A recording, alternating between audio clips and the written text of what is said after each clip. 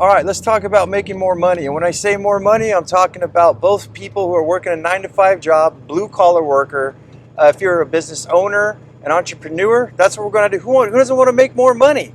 So I'm going to give you guys my 5 tips today. Let's jump into it. First one is stand out from the herd. So let's start first with this whole series. Well, first of all, excuse the background noise. That's my vehicle as I commute from my work. Yeah, first one is stand out from the herd. And let's start off with the entrepreneur. Entrepreneur, how did I start making way more money? I stood out from the herd. I started taking the best of the best. I started finding materials, testing them, looking up their testing that was done on them, and I also tested it out myself to find out, well, what is the actually superior good stuff? Because you see, some companies make a couple good things, but the rest kind of they're not so great. So what I've done is I've compiled all the best of the best through testing. Let me give you guys an idea of what I did. I had like this certain sealant, right? I had some certain screws that were supposed to be like water, very resistant to water, to rust and things like that. So what I did is I stuck these samples inside a jar of water. Some samples in construction, I left them out to exposure to the rain and stuff like that for a few years. And it kind of told me, oxidization, basically where it wears out and stuff like that. I put a couple different ones side by side.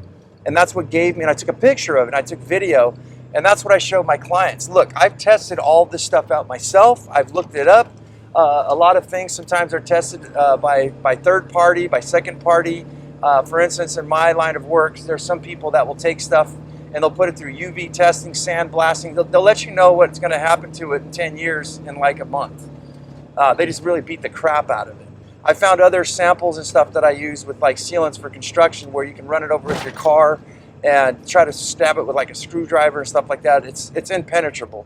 And what I do is I just lay it on the table for my clients and tell them, go ahead and go home, make a lunch and have work at it. See if you can break this stuff. It's indestructible. And that's what we're going to use on all the parts of your systems that's failed. We're going to replace it with this so it never happens again. Doesn't that sound great? Well, it makes me look really good. And the clients are really, really impressed, and therefore I win the job. And I tell them just like that in my sales. Yes, there's a certain company that has everything and they're certified, but you know what? These parts really, really suck, and these parts are really, really good. So let's just grab the best of the best. That is standing out from the herd, because most people are going to come out and just say what things they've studied, the literature. Here's this, that. They don't say like why. They're not bringing value for value exchange. So if you can organize those things to stand out from everybody who's saying the same stuff, now you're coming out and you're bringing something new. You stand out and you sound very professional. Therefore, you win the job. Standing out from the herd of if you're working for somebody. I've actually coached a few people, and I told them, go do things that you're not supposed to do, like sweep the floors, clean the bathrooms, start studying stuff, start looking at the way, whatever job you're at. Most employees just want to get by with the least amount, right? They're just going to do the least amount, those to pretend like they're busy. But if you show particular interest, especially to a business owner or entrepreneur like me, and you start going after stuff, it really perks us up and makes us look and go, wow, this person is something really good. I think we're going to keep them. You'll get a raise. If not, we're going to talk about some more things of what you can do, but you can also go find another job someplace else, especially right now in 2022. When there's not a lot of help out there. There's people begging people to come to work. But you have options, and if you're able to get these skill sets and to understand what I'm saying, to stand out from the rest of the people, you have more of a chance of getting a job, therefore making more money. Next, it's not what you make, it's how. I want to emphasize how and what you spend. So if you're a business owner, and you're starting out or business isn't going too good, it's what you're spending on. I think a lot of things for me is I'm not sufficient enough sometimes when I go out and I do my jobs. I end up having to order extra materials, or I didn't have enough, so it really pays off to take your measurements, measure 9 times, cut once, as the saying goes, and make sure that you're getting, well use of your time. But also is purchasing materials, tools. I found a lot of things like cordless tools and stuff like that I don't have to haul a cord around with me. It actually ends up being like an employee. Some equipment I'll let you guys know, like a cordless saw and a nail gun. the cordless nail gun ran me about $500.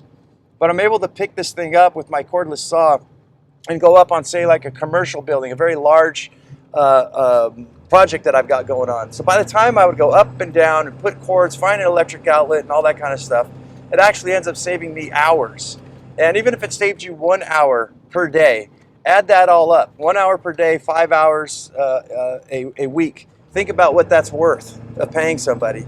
So all of these things that you can start spending money on to make your business run a lot more efficient. Yes, it's an initial investment, but my goodness, I mean, I've got equipment like dump trailers and all kinds of different stuff that's made my life super, super easier, especially being a solopreneur, doing everything myself. And yeah, it's a lot.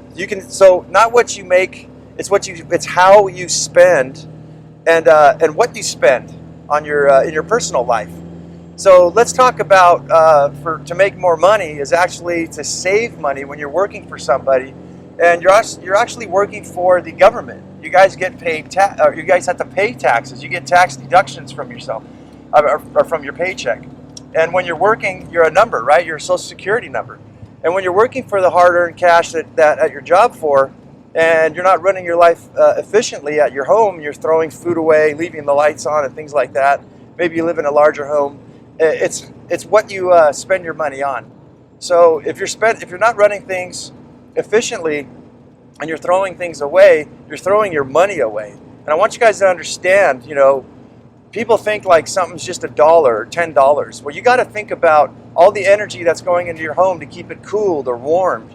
You got to think about the car insurance that you're paying, the gas that you're paying, the wear and tear, the maintenance on your vehicle to get you there and to and fro. Also, people say I work 8 hours a day. Well, what I look at is when you wake up out of bed, as my motto goes, I do not wake up to go to work.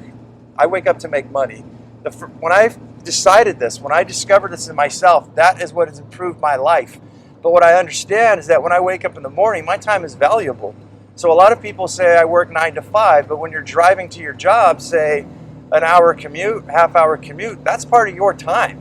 So that means if you're making $20 an hour, right, you're only making like $18 an hour. So give or take that, about an hour of your day to 2 hours every day is being taken from you of your personal time. So you got to take that into consideration of how much money it actually takes to make that dollar. That dollar sometimes is probably actually $5. And then there's ghost expenses such as, when you work hard and the government takes, the taxes out of your paycheck every week, whatever you're left with when you go buy groceries, gas, and things like that, it actually, they take even more. Here in Sunnyside, California, I think you're looking at a sales tax, depending on where you're at, like of 8 to 9%. So you got to have all that stuff added up. You got to acknowledge all of these things. This is what's happening. And what you spend on as well, I'd like to say for both parties, for entrepreneurs, since we're talking about the home life, for entrepreneurs and the blue-collar workers. I have such things as a air fryer, pressure cooker. I have thermal cookware and stuff like that. So when I get home, my time, again, is very valuable. So purchasing things like this that is like $300, $400, $500 for these kitchen gadgets actually saves me time because I just dump a bunch of stuff in a pot, push a button, and walk away. Basically, dinner's being cooked for me. What does that mean? That means that a meal that would normally take me an hour, hour and a half to cook gets done in probably like 20, 30 minutes. I have an hour per day every time I cook dinner. That means that gives me time to work on myself. That means I can actually educate myself. I can figure out how to make more money. It buys me time, and that is very valuable, guys. Time. When you're trading your time for dollars, you got to really, really think about all of that, how it stacks up. And that goes for in your home as well. Like I said, if there's a new job or school you want to do, imagine if you were able to take an hour per night, 5 days a week, and you're able to apply that. It's 5 hours a week towards something, educating yourself, whether you're self-educated or going through an online course. So these things in your home are very valuable. These are things that I don't think that we take the mindset and go, well, I'm going to buy this, but is it really an investment? So it goes into how you spend your money again. Okay, the next one I got here is to solve a problem. So for the entrepreneur, the business owner, anybody who's coming to you has a problem. Sometimes I look and I see that people have a problem, but it's not the real problem. You know, it's kind of going off a little bit over here. You know, they say they need a whole new roof or something, or I need just a leak repair done on my faucet or something. And once you inspect it, it's like, well, no, you need a whole new plumbing system, or you need a whole new roof, right? But they don't have the money, and maybe they know these things. So you've got to fish from them and keep asking questions instead of talking about yourself and your business. You got to seek and find out what the source of the problem is. So the real problem is they have stuff that needs to be fixed, but the real problem is they don't have enough money to do so. So what you're problem solving for them is, well, why don't we do this portion, you know, and that way it fits into your budget. Now you know how much everything's going to be, and maybe next year we'll do the rest. So you got to solve problems. Whatever you're selling, if you're able to solve a problem, you are making money, and you're making the world a better place. So like for me, one of my businesses is biodegradable container gardening, and the problem is that a lot of people don't have time to garden. And people who do try to, the bugs end up eating stuff. Water is an issue. They forget to water in the morning. Well, what if we're able to automate those things? What if we're able to stack stuff up on shelves where you don't have to bend over anymore? You don't even have to weed anymore because you're starting from scratch, building your own soil. We have automation on the water. We have bug screens, so that's going to help you out where you're not going to get infestation. You'll actually be able to grow stuff. I'm going to make it easy to where all you got to do is maybe like an hour a week, and you're growing your own food. And that's on a pretty large scale. So I'm solving all of those problems, and that's how I have something to sell. Now, the problem would be, I think, for blue-collar worker, is something that's going on with the business owner, your boss. And your boss is trying to run stuff. You know, there's all kinds of crap happening. There's inefficiencies happening here and there. And you go out and you can even extract this from your boss and say, you know, I'm getting bored doing what I'm doing. What kind of problems could I solve for you? And if they don't know, you can say, well, you notice how certain things happening in the restaurant where we have people showing up and they're waiting in line. And I noticed that we have that whole patio there. If we just added an extra table or 2 tables, I think we can get people in a lot quicker. And if I added it all up correctly and we're able to get 10 new customers per table per day, that's 20 customers buying new stuff just by us doing this little addition. We could put a couple little plants out there, put some Christmas lights, you know, or something, make it all kind of fancy. And again, that's what your boss or the business owner is going to look at things like that and say, wow, you just solved one of my problems. And you keep solving the problems for the business or for the owner. And this gives you the ability, as I said, to start understanding how problem solving, getting that mentality, and wherever you go, constantly start looking for how you can solve problems. So whether you own a business or you're working for somebody, you're going to make a heck of a lot more money. To improve and tweak everything. So I mentioned with my business, going out and my biodegradable container garden business, my construction business and things like that, I'm always tweaking things. I'm always looking at, like, one of the tweaks that I got to improve my biodegradable container gardening system was just that, where I put things on the floor, right, these containers. Well, we ended up getting ants and stuff like that. So, and my back was hurting, so I said, well, you know what if I was somehow able to elevate these things? And I started off with wood pallets. I got free wood pallets, these 4 by 10 foot pallets, and I put them up on cinder blocks, invented a little way with axle grease so that the ants aren't getting into the plants anymore, but also I don't have to bend over anymore.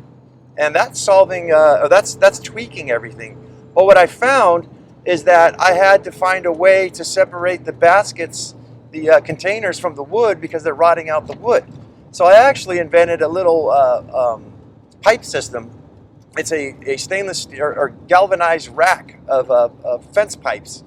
And I got this whole thing where I started figuring out, well, you know what? It is an initial investment here, but I started tweaking it, looking at aquaponics, hydroponics, and stuff like that, noticing how they build their shelves.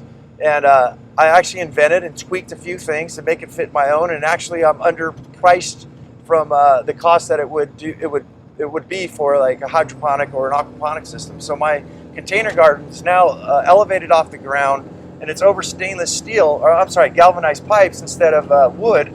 And initial investment, but you'll have it for like probably 20 years of your life. So I improve and tweak everything. So I think I kind of covered this on the last note here. If you're a blue collar working for somebody, What are some of the things that you can tweak in your job? You know, like I said, adding on tables outside or something like that. Asking the customers. Let's just say you were a bartender or a server, and you kept asking people, how was everything, and do you have any recommendations? And you start listening to your customers, and they start telling you things like, you know what would be really cool, and there's a big screen TV or something like that. You're tweaking things now. You're making things better. And then you can go to your boss or the business owner, whoever it is, and tell them, you know, I've been talking to a lot of clients, and a few of them, you know, I've got 10 requests for a big screen TV, and they said they would just make the place really pop, right? Or maybe the lights are too bright. Maybe if we dim the lights out. You know, I've got all of these different lists that I've been collecting, and I think that we can tweak this place a little better to make it more comfortable. There's always room to tweak and improve stuff all the time. So that is one I think you guys should definitely follow. Now the last one I have here is follow the money. I can't stress this one enough. Money goes where it's treated well. So whether you're an entrepreneur, a business owner, or a blue-collar 9-to-5 worker, if you live in the poor parts of town and you're working a bar or a restaurant or something, or for a construction company, you know, there's not a lot going on that way out in those areas. Do what I do, where I fringe live the wealthy. I have wealthy people all around me, big giant McMansions, and within a 30-minute drive, and very close to me, I'm making more money than I've ever made. So whether you're a business owner or an entrepreneur, if you're a blue-collar worker, working where the rich are going to go eat lunch and eat dinner and stuff like that is going to pay off way better. I mean, guys, there's cities where I look at that, there's like medium class, like middle class, there's upper class. Those are kind of cool, but when you start going out like to the coastal regions, you know, every state has one, every county has an area. You want to get as close as possible to that. You're going to save more money on gas, that's more money in your pocket by being close, but you're going to make a heck of a lot more money on tips. If you're selling work in construction or whatever, any kind of goods, services, and you're out where those and you start advertising where those people are at, even if you need to drive to where they're at, I guarantee you, you're going to make a heck of a lot more money. That was one of my problems, was living where it's cheap, like we're a bunch of birds, right? And I had to drive way out to like maybe 2 hours sometimes in traffic. I was living back in Los Angeles, out of Los Angeles at that time. But working locally, I just noticed that, you know, there's so many lowballers, and when I added up the numbers, I was like, this isn't doing very well. You know, I'm not doing that great. And then as soon as I started working where the rich were at, Beverly Hills and Hollywood and stuff like that, started making a heck of a lot more money. So money, wherever you're going to go to make more money, you need to go where it's treated best. I mean, just to give you guys an example for me is, and I believe this is going to be for your tips and stuff like that, people working for, for other businesses. I make probably double of what I make, and in half the time, half the drive, double. You got to do the math. You got to know your numbers. It's very important. Well, how much can I afford for rent? How much can I afford for a mortgage? How much can I afford for gas and things like that? What's my budget? And if you look at it, I think that's why a lot of people are just surviving. They're not really thriving because they live in a place that's cheap, that's affordable, you know, low cost.